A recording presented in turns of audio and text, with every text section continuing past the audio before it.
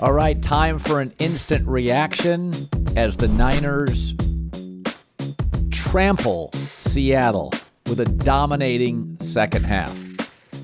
In fact, I am taping this with 3 minutes left in the game. That's when you know it's a blowout. The first half looked a lot like I thought it would. I thought Brock Purdy was a little tight, expected for his playoff game. Before today, the last 9 rookie quarterbacks who played their first playoff game were 1-8. He was a little tight.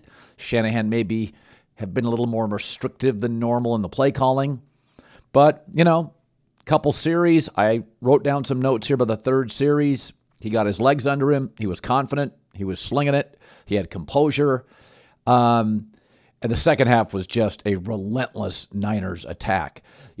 This morning I'm looking on the internet, and I don't even know why the media would put this out there, but, we do what we do. That, Tom Brady, the Niners, there's some potential discussions. I'm not sure. And again, an off-season looking at Brock Purdy film, maybe people see all sorts of weaknesses. He doesn't have a power arm. His throws to the sideline, he doesn't have a whip. He's not Herbert. He's not Mahomes. But he's basically free. He's more mobile than a Garoppolo or a Brady. Totally coachable. Very competitive.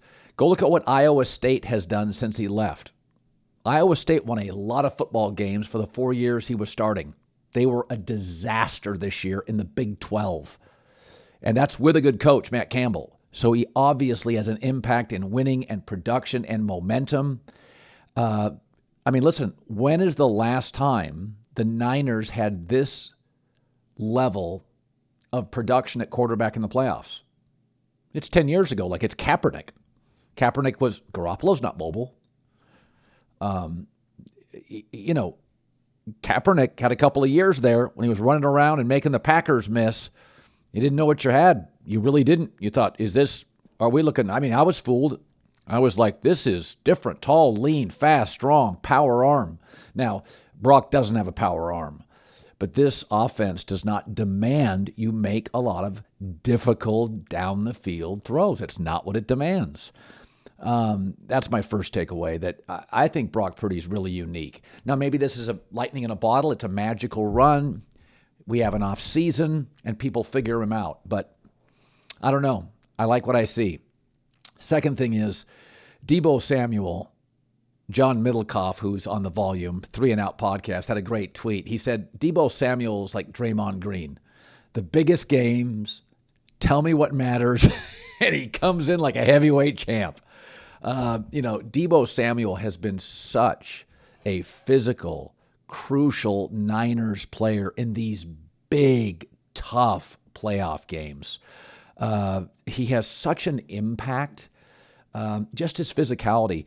When you watch the Niners, there's been a lot of physical defenses through the years, and there certainly qualifies. But between Deebo and Kittle and Christian McCaffrey, I don't remember a running back, a wide receiver, and a tight end on a singular team that played with that kind of physicality.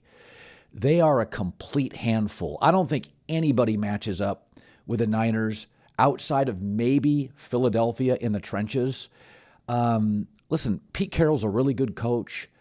And at halftime, have you seen the stat this year? Or it's 12 or 13 teams that have played San Francisco the following week. They either lose or don't cover the spread. Didn't Seattle look beat up midway through the third quarter? They looked beat up.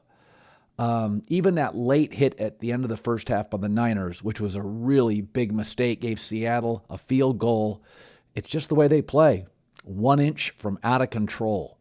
So the second half, I just didn't expect that. The weather was not as bad as everybody was forecasting. I went and looked up 2 days ago the Bay Area weather, and it was really bad this morning.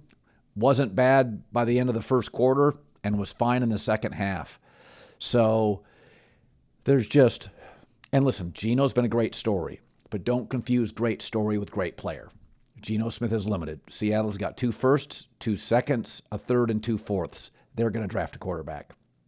Probably get Chicago's not going to draft a quarterback. They're not going to take Bryce Young, I doubt. So that'll leave Houston to take a Bryce Young. Seattle's got a Denver pick. Does somebody fall in their lap? Certainly possible. They'd prefer to get a corner or an edge rusher, but it wouldn't be a mistake getting a quarterback for Seattle with one of those picks. Geno's been a great story. He's not a great player, not a great quarterback. And my takeaway on this is what San Francisco did today to beat a team, a playoff team, a third time, a borderline Hall of Fame head coach, and to beat him like that. that last half of football for the Niners was just wow. And, circling back to Brock Purdy, I really like his decision-making when he rolls out. There's a lot of quarterbacks, when they move out of the pocket, their accuracy dips, but he resets his feet. He's got really good quick judgment. He has what, I always loved Sam Darnold, but Sam had really poor split decision judgment. Purdy's got so many college starts, and he's obviously been well coached at college and now the pros. He's got really good split-second judgment. He knows when to fold them. He knows when to dirt it. He did that once. He knows when to throw it. For a rookie, he's got really good snap judgment over and over, because there was some pressure, especially in the first half, from the interior of Seattle's defense. He resets his feet. He sees the field. There's a lot I like.